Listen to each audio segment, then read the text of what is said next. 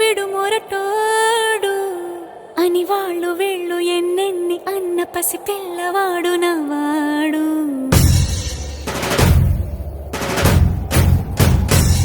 విడుముండోడు అని ఊరు వాడ అనుకున్న గాని మహారాజు నాకు నవ్వాడు.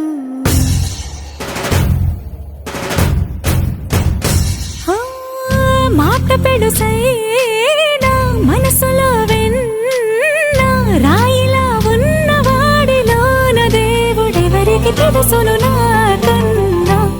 సూసేకి అగ్గిరవ్వ మాదిరే ఉంటా